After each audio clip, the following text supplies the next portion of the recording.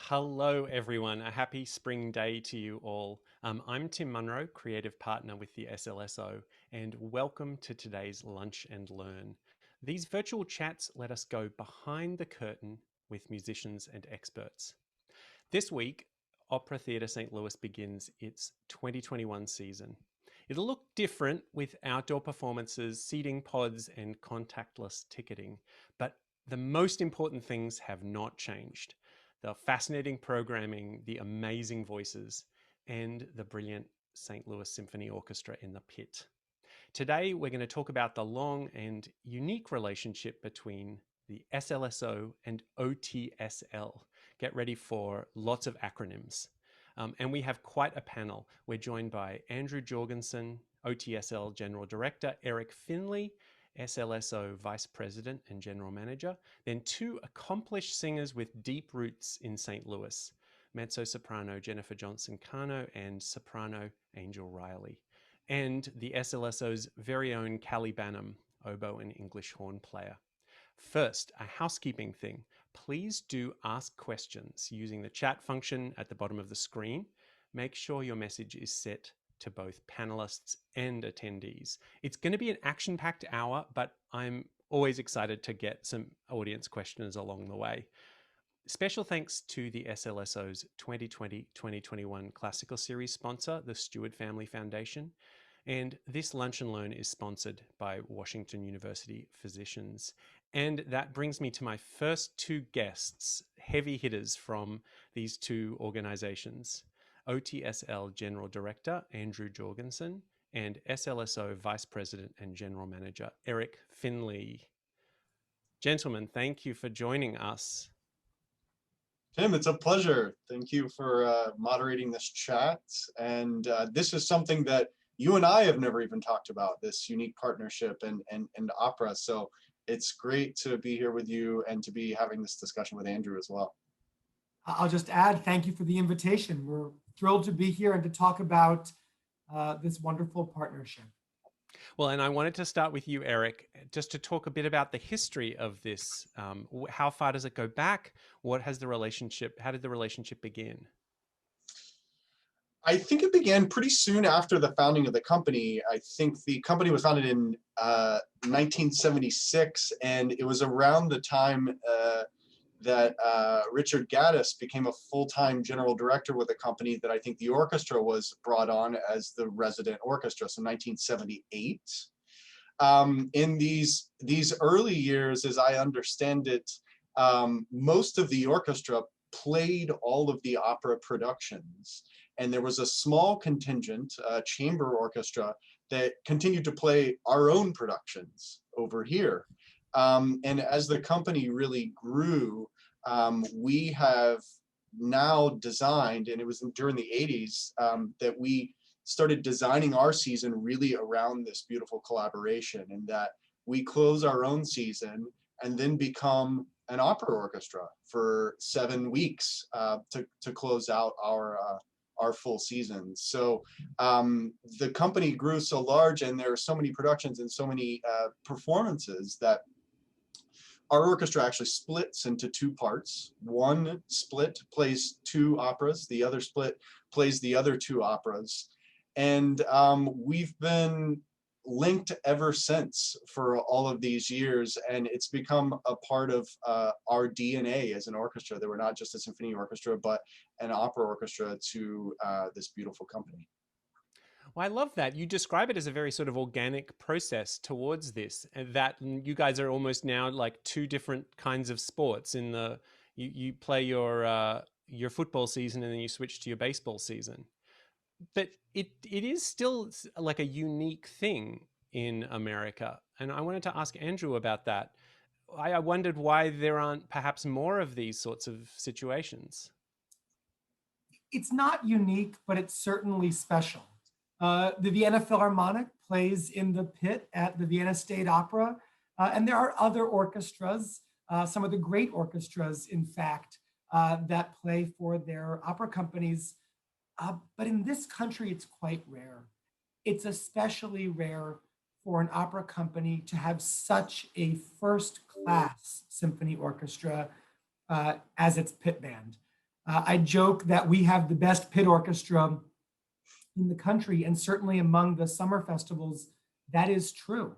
And that makes everything that we do stronger, because the quality of our music making from the pit all the way through is enhanced by the quality of the orchestra that a company of our size otherwise simply wouldn't be able to put together. And so it's not exactly unique, but it is certainly very special, and it is something to absolutely be treasured and celebrated.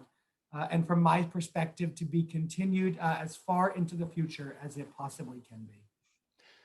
And Erik, you were just telling me yesterday that there's enormous advantages for the orchestra as well, because the SLSO music director, Stefan Denev, mentioned that playing opera in the summer actually makes the symphony more sensitive accompanists. Indeed. And, I think for Stefan, it's even more natural, and he celebrates this partnership even more so because as a conductor, he came up through the opera house. I mean, one of the things that Stefan said early in his tenure is just, indeed, that the immediacy with which the orchestra responds to soloists in our own collaborations on stage, because working in the pit with singers above you and the reflection of sound coming at you very differently, and having to just move on a dime based on stage action or any of the many variables that exist in presenting opera that don't exist in our world, requires a flexibility that has become a part of our DNA. I also think about some of the things that Stefan has said about the repertoire that he feels the orchestra does beautifully. Things like Mozart, for example, just how as an American orchestra, this orchestra takes to Mozart so quickly. And I think this comes from the fact that we have played numerous Mozart operas with this company over the years. And, one of the things that whenever I started with the St. Louis Symphony, many members talk about as one of the highlights of their career is our performances of Peter Grimes at Carnegie Hall, that we took to Carnegie Hall. And this repertoire becomes part of our DNA, and I think comes out of our involvement with opera. If you think back to the days of the company, really when I believe Colin Graham actually was programming Britten operas and Mozart operas on a regular basis with the company, it becomes a part of who we are in the repertoire and the composers that we do well because of this collaboration. Oh, I love that. You mentioned some of the repertoire. I wanted to go just the tiny bit deep to allow people to see something of the iceberg beneath the little tip top. And Andrew, ask you a little bit about the process, how you come to plan a season like this. Just like the programming is so varied. I feel like this season is among the very best. How long do we have? Opera planning is a years long process, especially if you're talking about commissioning work. That can be plans, artists are booked, composers commissioned, often 3, 4, even 5 years out. And it's an iterative process. It starts with a wish list. What are the projects that we want? Operas our audience hasn't seen, operas our audience should see, directors, conductors, singers that we want to bring together in different ways, stories that our audience should experience that speak to the world that we're living in. And how do you put all those pieces together with only 4 main stage slots in a year? When I took this job, I made a list of all the operas that I wanted to program, and I will need unnaturally long life to get to all of them over the course of many, many, many seasons. And it's iterative. As you put together that list of how programs will work, how projects will fit together, and of course, how you reconcile that to a finite budget and to create an eclectic season. And that was even more challenging in this year when we were driven not just by artistic variety and the desire to program innovatively, but also to program in a way that was safe and that would keep audiences and artists and company members and orchestra members safe as we also contended with the COVID-19 pandemic. But I hope that audiences still feel that at its core, this is an opera theater season that accomplishes what any opera theater season does. Classic works, new works, works by composers who ought to be returned to the center of the canon and whose works need greater exposure, and a commitment to new work and to work that speaks to important issues of our time. We accomplish all that and more this season, and I hope that's the mark of any season at Opera Theater of St. Louis. And why is new work so important? You've mentioned it several times. Why is it important to add to the canon? Because all work was new at some point in time. Erik mentioned, the St. Louis Symphony playing Mozart so beautifully. Mozart was novel at some point in time, and we always have an obligation and an opportunity to keep creating, to keep pushing the boundaries of what this art form can be and what this art form can speak to and how this art form can grow and change and ever reflect the world that we live in. That's been a part of our company's DNA since our founding. 28 world premieres in 44 years. As we go into our 46th season this year, we'll add 3 more world premieres to that list. That's a commitment that we are proud of and committed to. And it's something that I think actually we've benefited from the St. Louis Symphony in this way.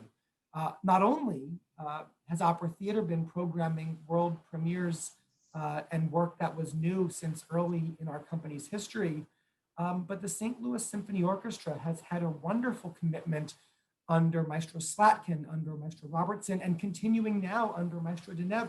You have an extraordinary commitment to new work and to work your audience hasn't heard yet. And so I think our St. Louis audience has become not just accepting of, but actually excited for works that push the boundaries. And I think that enriches all of us and has made our St. Louis musical environment so much more exciting than it might otherwise have been. Amen. Louise asks in the chat about submission for new works. Maybe you can just speak broadly about just like, how do you find these new pieces? And do people submit librettos or work samples?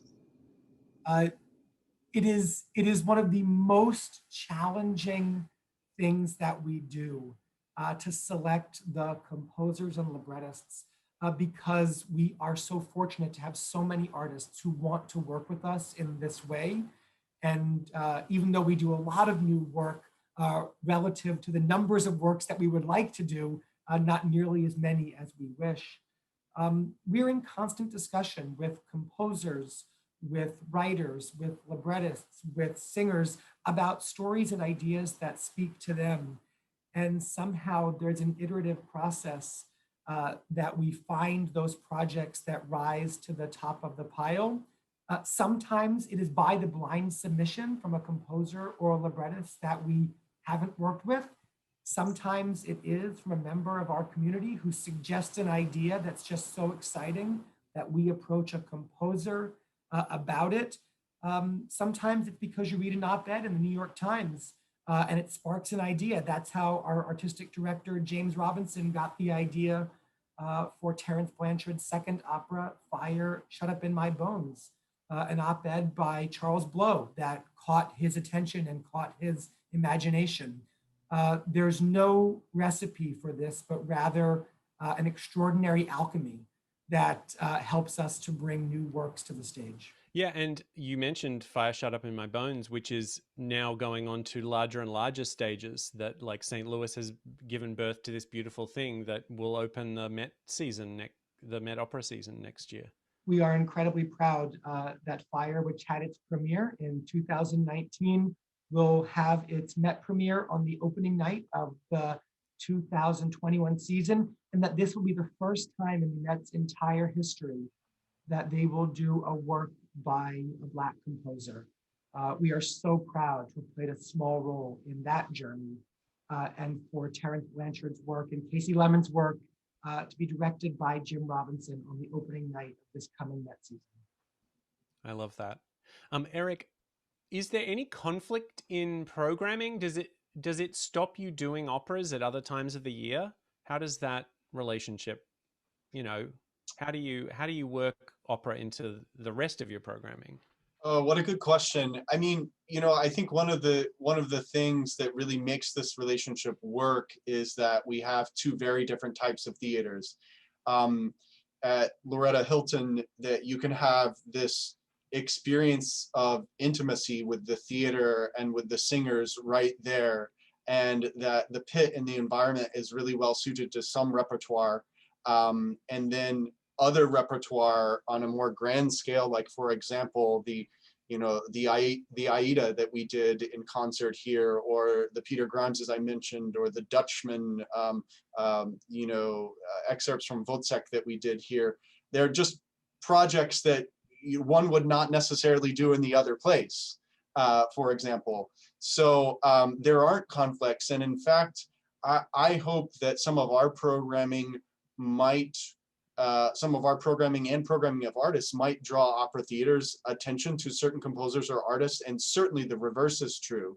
I've definitely explored music, and we all have explored music and the output of particular composers or singers, in fact, that came up through the Young Artist program, or that we heard on opera theater's stage for the first time, that we formed more of a relationship here. So it's a rising tide that lifts both boats, I think.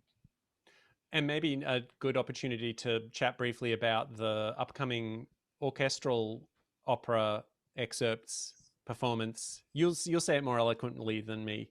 In June, that's been recently announced. Could you say a little bit about that? Sure. Wonderful opportunity. I mean, we've seen on the, as we all move toward a more optimistic time, more and more interest in folks joining us here at Powell Hall. And we just had 3 houses of 500 audience members per night this past weekend. Opera theater is sold out. And we said, you know what, I think we're not done making music in Powell Hall. Why not add one more performance and really celebrate this partnership and the repertoire that comes of it, with a concert on June 24th. So we'll do a one-night performance of great overtures, intermezzi, preludes, other music that was inspired by opera, with Daniela Candelari, who is one of the conductors leading a production at Opera Theater this year. So should be a very fun night. I hope everyone joins us. And that's her debut with the SLSO, that Daniela, the conductor. It is, that's right. And with Opera Theater leading our commissions this season.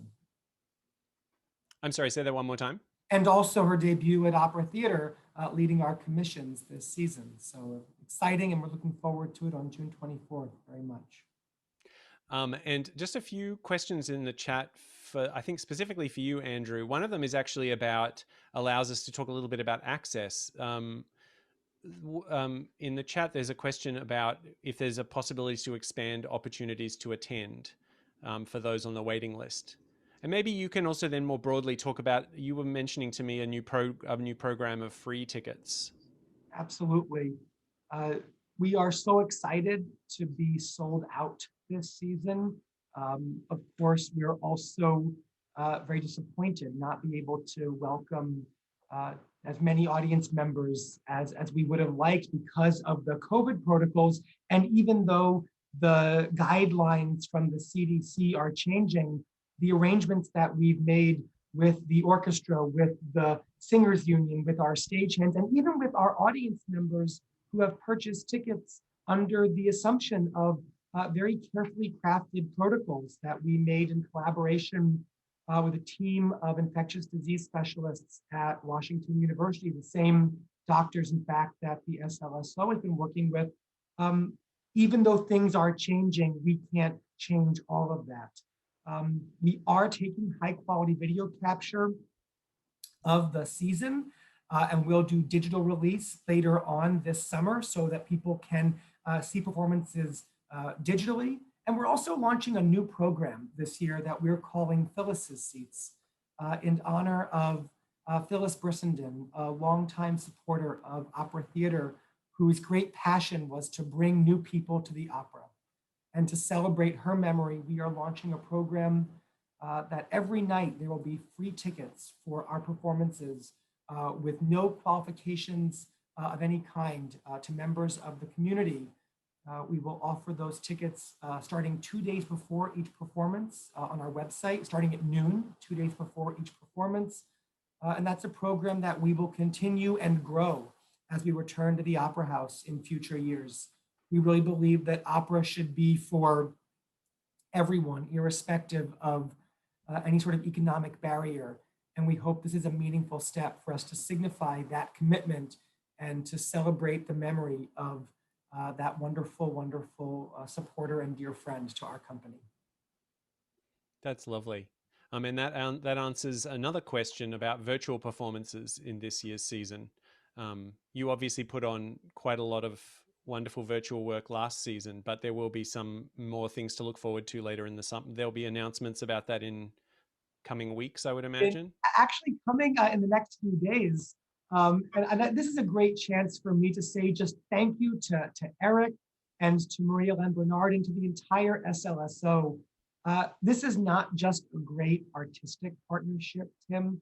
This is a partnership between institutions and with just extraordinary collaborators. I don't get a chance to say this to SLSO supporters very frequently, but how grateful we at Opera Theater are to have this partnership, to be in collaboration with the symphony and with its management, and how grateful we are to all of you for helping support this extraordinary institution, which makes all of this possible. That's a long way of coming back to, yes, the symphony is working with us to help us to do digital release of these projects with extra content and interviews and all kinds of behind the scenes footage. It'll be really exciting and a great way for those who couldn't get a ticket or who aren't yet comfortable in outdoor spaces or who maybe get rained out to participate in our season later on this summer in a way that is as inclusive and welcoming to everybody despite the reduced capacity. Well, that's a beautiful way to start to wind up our conversation together. There's one more question from the chat, and then I have like a final little wind up. The question is actually whether Erik Stefan will be able to program opera in concert with the SLSO as people get more vaccinated and we get closer to a safe environment. Have things in the works? Definitely things in the works, and things that will reheat, I guess we should say. We were very, very sad to lose the Turandot that was supposed to happen just a couple of weeks ago.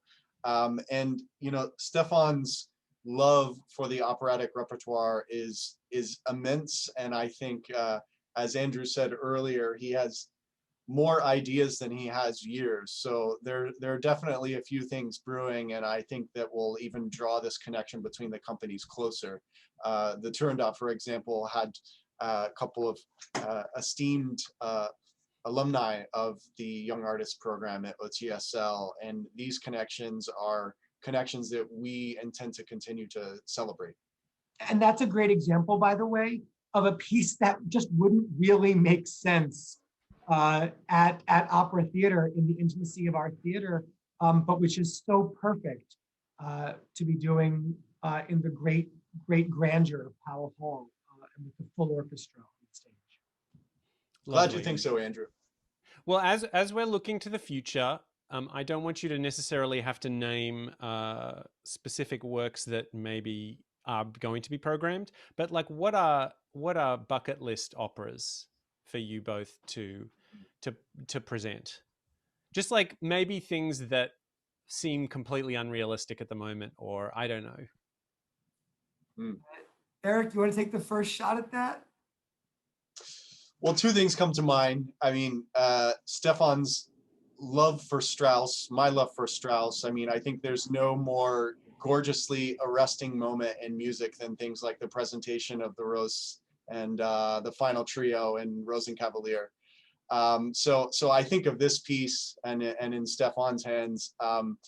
And then also another thing that comes to mind for me immediately that, you know, every few years my love is renewed for the Magic Flute, but recently Stefan Deneuve called me on FaceTime, and my 5-month-old was crying, and he played Papageno's first aria on his piano, and the crying stopped. So I'm reminded to harness the powers of Mozart's music for baby peace and distraction these days. And I also saw what James Robinson did beautifully with a semi-staging of Magic Flute in concert whenever I worked with the Baltimore Symphony in Marin Alsop. So that's a dream too, as well. Just a timeless classic that I think is always worth coming back to. Also, I would buy every day. I would buy the Stefan album. Stefan plays Mozart for babies. Andrew. Well, Erik, you may not have to wait all that long for the Magic Flute to be back in the programming. More on that coming soon. In the list of maybe a little bit less likely, I have a great love for Wagner, and there are some wonderful Wagner pieces that would be greatly sung by giving opportunities to first the emerging Wagnerians. I'm not exactly sure how some of those orchestras fit in the pit of the Loretta Hilton Center Theater.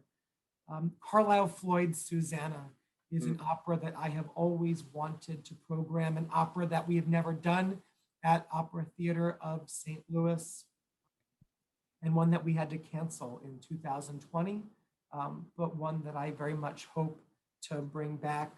But I think what gets me most excited are the commitments that we'll make to new pieces, thinking about some of the great composers that we are starting conversations with as we look for world premieres in 2023, 2024, and 2025.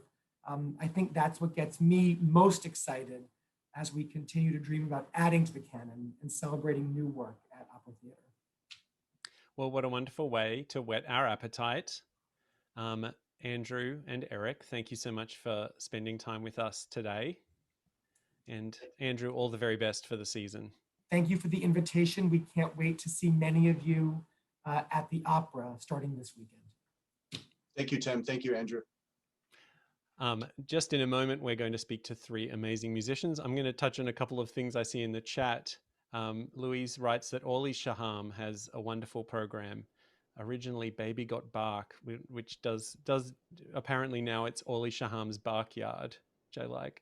And George Ye suggests the Ravel L'Heure Espagnole as an opera. And we welcome now 3 amazing musicians, 2 singers with deep St. Louis roots, Jennifer Johnson Cano, a mezzo-soprano whose voice can be heard just literally at opera houses in every corner of the globe, and Angel Riley, a rising young soprano who was OTSL's Gerdine Young Artist this past season and who is OTSL's Thelma Stewart Endowed Artist this year. And Cally Banham, SLSO oboe and English horn, who has many strings to her bow, but she was letting me know that most recently she has a radio show on Classic 107.3, Tango with Cally. Welcome to all 3 of you. Let me see if I can change my view so I can see you all in one place. Such a delight. I wanted to start with you, Angel and Jennifer, just since you're both St. Louis natives, and I wanted to go back to those very first like opera is amazing moments. Angel, maybe for you, do you remember, was there a moment where you heard live opera for the first time, or what got those juices flowing? Yeah, so I was introduced to Opera Theater of St. Louis through the AIT program, and I started taking voice lessons. And I remember it was the fall of 2013, and we had these residencies, right? So we would have someone come in and teach master classes, and I remember hearing all the rest of the singers and having this just thought in my mind that, wow, if I keep working hard, if I keep taking voice lessons, I could sound like that one day. So I think it was just, being exposed to opera and classical music and hearing other people who had been in my shoes and come into the program not knowing what opera was and what classical music was. I think seeing those other students really opened my mind to new possibilities. Oh, I love that. And Jennifer, I understand that you were an usher. Maybe was that your original contact with Opera Theatre St. Louis, or what was your first kind of? Yes, so my first experience with opera was through Opera Theatre of St. Louis's spring training program, which is a summer program for high school singers. I believe it was a week-long program at the time, and we would get voice lessons and some introductions into what it meant to do a dramatic presentation or to sing in a foreign language for the first time. And part of that week-long camp experience was to go see some of the operas that OTSL was presenting. So my very first opera was Tremonisha by Scott Joplin. It was my first experience. And so I was in high school and I thought, wow, you know, that the idea that you can be on stage and share a story like that and do it as a profession was sort of what sparked my idea to enter school and to pursue a musical degree. While I was a student at Webster University, my summer job was working as an usher at Opera Theatre, and I did that for 3 summers in a row. And fortunately for me, the head of house at the time knew that I was studying opera, and he let me sit in on many a performance. And I used to actually quite often put out Colin Graham's jump seat and sit next to him while the performances were taking place. And that was an education that I could never dream of replicating, and one that I am immensely grateful for. Oh, I love that. Being dipped in the experience. I spent 2 years as an usher for the Cleveland Orchestra, and just like it felt like I was just swimming in it. So I love that sense. Cally, you as a musician have played in many operas, but do you remember like what your first experience with opera was, hearing opera or playing in opera? Oh, I actually I didn't play operas until I started doing the Spoleto USA Festival in Charleston when I was a student long ago. So you know, it's incredible because the early operas that I played were giants, Falstaff, and very early on, I played principal oboe on Wozzeck. So most musicians are having on their bucket list to play Wozzeck, and you know, I got that out of the way very early on. So that was amazing. I did that festival for 5 years, and that was the beginning. I was in the Memphis Symphony. I was principal oboe there for 2 years long ago, and that was an orchestra that did not the way we do with the season being all at one time, but throughout the season we did 3 or 4 operas every year with Memphis Opera. So over the years, I've kind of built up my pit repertoire, you could say. I want to go sort of both ways in like what it's like to play in an orchestra that's accompanying an opera, but also I want to go in the other direction. So maybe we'll start with Angel and Jennifer. What is the difference playing singing with an orchestra behind you or in front of you and below you than a piano or a guitar or a harp? What is that experience? How is that experience different? Maybe Angel first? Yeah, so I would just say the feeling is completely different, right? So to me, I feel extremely supported, and I feel like the the entity feels the room more. And that's not to say that recital rep doesn't do the same thing, but there's just something really special about having an ensemble of other musicians um, who are able to come together as one. That's it's super powerful, and I think in performance wise, I'm just able to dig deeper because I know that the conductor has many people he is directing, but also I am with the conductor. So to me, it just feels like one whole entity and a powerful force. So it's like all for one and one for all. It's like that sense of community like You know, charges you. Exactly. But yeah, like I was saying, it's not just one other musician, so it's even more powerful that we're able to, come together and be one. Jennifer, what about your experiences? Those have you performed operas just with piano as well as with orchestra? I have an Angel. I have to say that was such a beautiful way Mm. that you stated that. I really loved that, and I have performed operas both with one piano, with two pianos. I've performed operas in concert, so like what something you would do at Powell Hall, where instead of us being in full costume and sort of running around, it's much more that concert presentation, and then doing fully staged operas. Um, to me, it's all just a question of spectrum, and it's a question of the priorities shift ever so slightly and the goals shift ever so slightly, but it's still under this great big umbrella of music making. It's just more of a question of scope and possibilities which change a little. Of course, when you're performing with piano, and in a smaller space for a recital, for instance, that intimacy becomes sort of at the top of the list.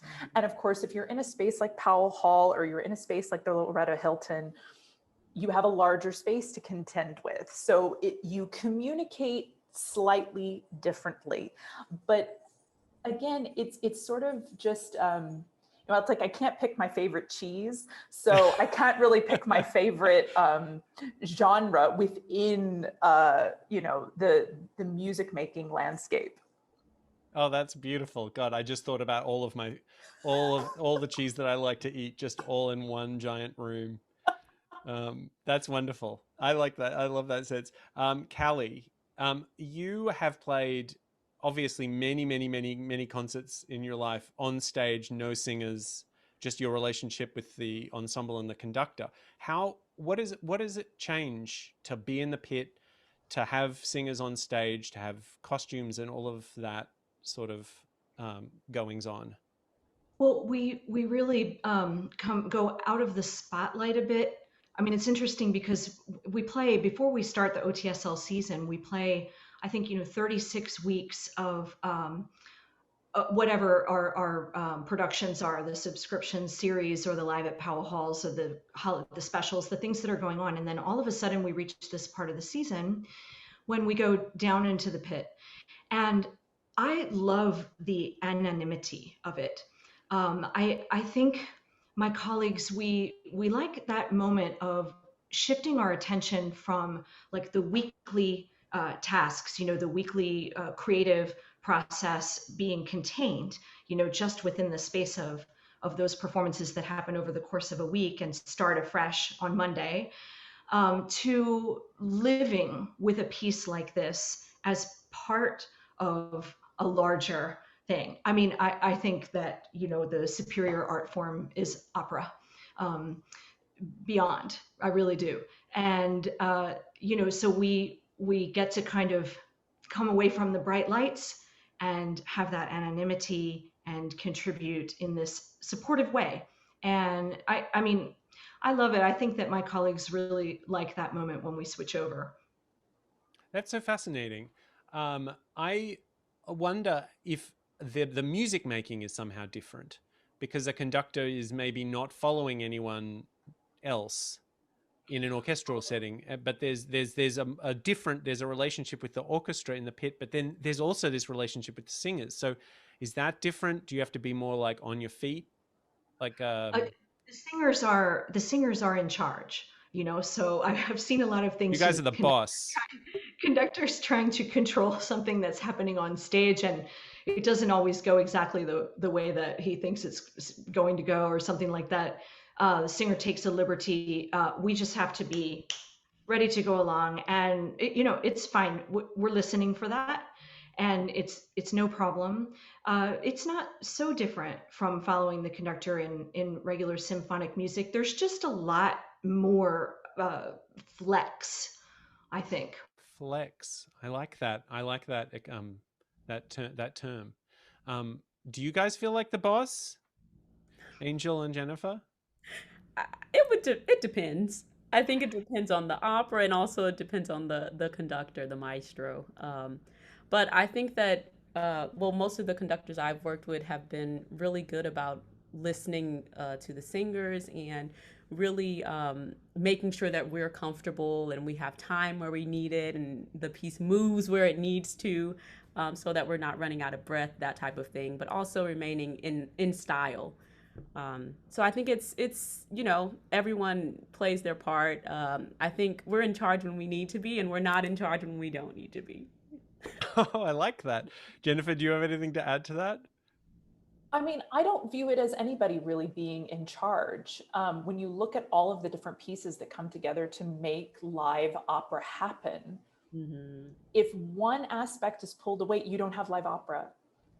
So what I love about the art form is the strong level of mutual trust that has to be present in the relationships of all of these people and all these working parts. Because only when we really acknowledge that everyone has these incredibly important parts to play and everyone has their own set of expertise, and without these other people in the room, I can't do my job, and without me being in the room, other people can't do their job. And so I really love that sense of community. And to me, that is always in the front of my mind in making the art form special. And to that end, I never feel like I'm the boss. I don't really feel like anybody's the boss. I feel like we simply defer to each other when we know that it's not our own area of expertise. I mean, it makes it the more you all talk about it, the more it just seems like a microcosm for society. And so obviously that's wonderful in people working together. But I imagine that there are times when it doesn't all go right, and that's very challenging, and people get left out. And I mean, does that seem fair to say, Jennifer? I I think just realized I asked you such a hard question. no. I mean, it is the most, this is the thing when there's so many different elements and there's so many things that have to go right at very precise times. It's what makes that magical night of opera the reason why we buy tickets to multiple performances, the reason why we see a Bohème 50 times during our lifetime, because you're sort of seeking that magic. And does the magic always happen every single time? No, but because we're all, and then that's the other part, is it is a delightfully human art form. Everything depends on the ingenuity, the expertise, and a very specific sort of execution of a big, wide range set of skills. And I think it happens and comes together more often than not. And I think in a lot of ways, yes, it is a microcosm for what we as human beings can be when we can be our best selves. Mm, mm, I love that. There's a lovely question, I think, in the chat that relates to this quite nicely, which is for everyone actually. How does your emotional life impact your performance? If you're in an exuberant or melancholy mood, how does that impact your singing, and Cally, your performance? Maybe we'll start with Cally. Well, as a professional, it's important, no matter like what's going on in your personal life, to serve the purposes of the music. But of course, what's going on in our hearts and our focus, like, influences the interpretation, what's coming out. So they're related like that. If I'm having a terrible day and feeling grief over something, and we're playing, the overture to La Scala di Seta or something by Rossini, that it can't sound like that. So you have to bring something else, and vice versa. So we've all been in situations that it's difficult to perform because of something that's going on personally. And over time, that's a skill that we acquire, but we draw on the scope of our emotions in life to interpret the whole body of music. Yeah, Angel, I saw you nodding at that last point of Cally's. Yeah, uh, I agree that, we draw from all these experiences and they, kind of shape the way that we perform music, the way that we think about music. I also think it's important for me to say how just kind of overtaken I become, that no matter how I'm feeling, I still feel like when I'm singing or when I'm performing that I have a place, and that, it doesn't matter if I'm happy or if I'm sad, if I'm, depressed. It's like I still have this place and I'm still able to share music with someone else and hopefully help them have a better day or, bring them joy. So, I think it's just art is really a powerful thing, and I'm just grateful and, kind of in awe every time I'm able to get on stage and share music with others. That's so lovely. Both of you sort of turning it outward to the effect on the audience. Jennifer, how about you? Do you feel like is it hard to turn to a character that is night after night so dark and so like what is that experience over the course of a month or so that you spend with a character like that?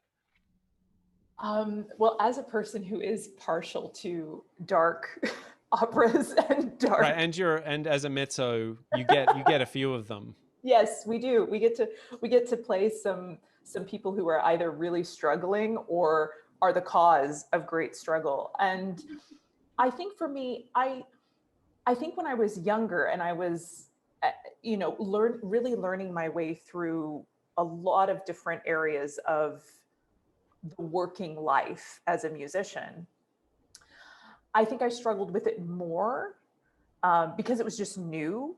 And I think when you're younger, you take things on, not that you take anything on more deeply, but because it's new, it just feels fresh.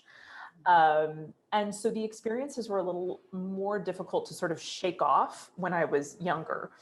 As I got a bit older, and I think I had the realization that, as storytellers, particularly in opera, we are sharing experiences, even though they may not be our own immediate experiences. These are experiences that do exist.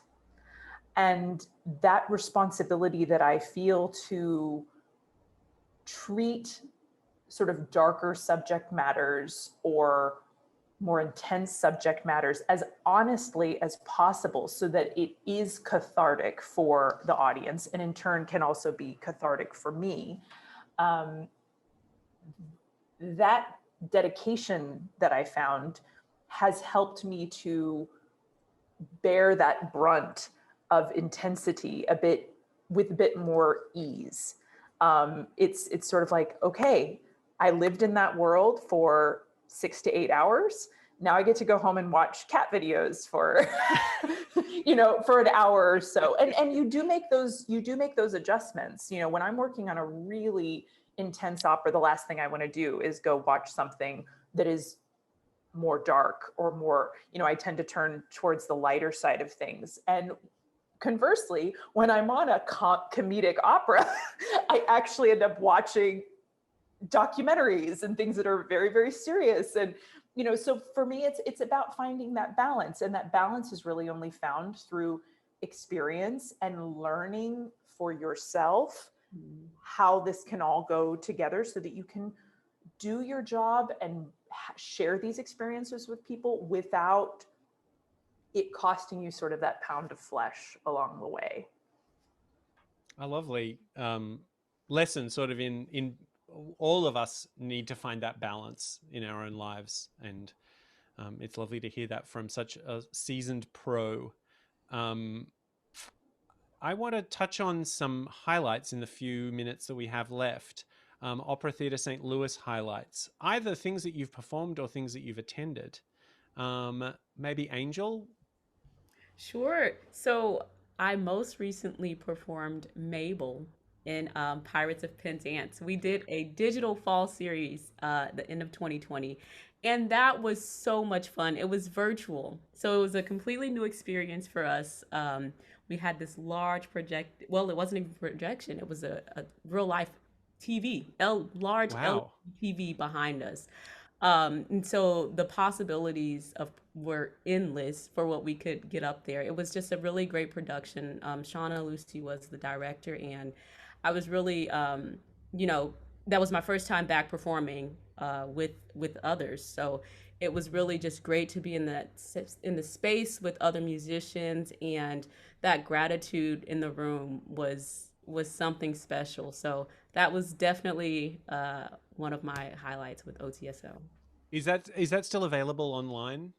Do you know? I am not sure actually. I don't. I want to say no, but I would have to check for sure. Um, and Cally, what about you? The standouts over 15 years have to be Salome and The Death of Klinghoffer. So Mm. Salome Strauss and the John Adams Death of Klinghoffer, incredible productions. And big orchestras, especially Salome, we really stuffed ourselves in there. That year, some of us played 3 operas. I was a person who played 3 operas that summer. Very unusual, but we had to because of the giant orchestra. And since I have everybody on here, I'm going to tell you my bucket list opera. Yes, yes, yes. I should have asked all of you for. We'll get to it. We'll get to it. I'm just gonna throw it in there. Stravinsky's The Rake's Progress is something that I'm hoping to do one day. Well, from your mouth to the ear of Andrew Jorgensen. Actually, Angel, what about your bucket list, and then we'll move on to Sure. Jennifer. Title role: Manon, Massenet, Susanna, Floyd, Mm. Susanna, Andrew, are you listening? Susanna, Lenotte, and then Bess. Forgive me. Oh, Yeah. what a that's a cast of amazing Yeah. women. And you, Jennifer. First of all, like a highlight, and then a bucket list. Well, I've been so fortunate to have a number of highlights in my history with Opera Theater of St. Louis, but I think I have to stick with my first appearance on the Opera Theater of St. Louis stage, which was I was a chorister in Street Scene. And it was my first professional contract ever. And it will always be important to me. First of all, I didn't know the piece at all before I got a contract and said, you're going to be in the chorus of Street Scene. And I love everything about the piece. I love the social commentary in the piece. I loved being on stage with all of my friends and singing this really, in parts, wildly fun and in parts incredibly poignant music. And knowing that someone like an organization like Opera Theater of St. Louis took a chance on me was humbling. And I always carry that feeling. I always hope that every time I step on stage, I am that humbled and that I feel fortunate to be doing what I have the opportunity to do. So that will always, nameless chorister in Street Chorister Scene at number Opera Theater 17. St. Louis. Yeah, but That's beautiful. It gave me hope though that I could do this, at a time in my life when I had immense doubts, and all young people have, especially if you're entering the performing arts, you always wonder, can I do this? And I thought, oh my gosh, I can do this. And I love doing this. So that will always be my OTSL highlight. Oh, that's beautiful. And you're, why can't I think of it? Desert Island. No, that's what my do I bucket mean? list. Bucket list. My bucket list. So this previous season, I did my first it was pre-COVID season. I did my first Strauss role of the composer in Ariadne auf Naxos. And so now one of my bucket lists is to sing Octavian in Der Rosenkavalier. But in terms of another big bucket, and I feel like it's appropriate to say because of OTSL's connection to Benjamin Britten, but that's to do Lucretia in The Rape of Lucretia. Oh, I've been lucky enough to play that opera, and it was even just like playing flute it felt like a chamber music piece, actually, and from my heart to their heart to everyone's heart. And also, Erik, Finley, are you listening? Jennifer, Octavian, SLSO, Make it happen. We have to wrap this up, but what a true pleasure. And thank you so much, Jennifer, Angel, and Cally, and to all of our guests this afternoon. I want to thank all of our guests, and thanks to the Stewart Family Foundation and Washington University physicians. Thank you so much for joining in with your thoughtful questions. A couple of quick SLSO goings on. Tickets go on sale today for that one-off SLSO concert Erik was talking about, June 24 at 7:30 p.m. Operatic Encores. Visit slso.org. And stay tuned to hear about SLSO's on-the-go concerts, free outdoor community concerts, which are starting on Memorial Day. Details at slso.org/on-the-go. And mark your calendars for the next Lunch and Learn on Wednesday, June 16 at 12 p.m. Erik will lead a discussion that peeks a little bit behind the curtain to reveal how an SLSO season is planned. Check your email inbox in the next week or two for an invitation with details. Now, let's do the Zoom thing and wave goodbye. Thank you all. Bye. Bye.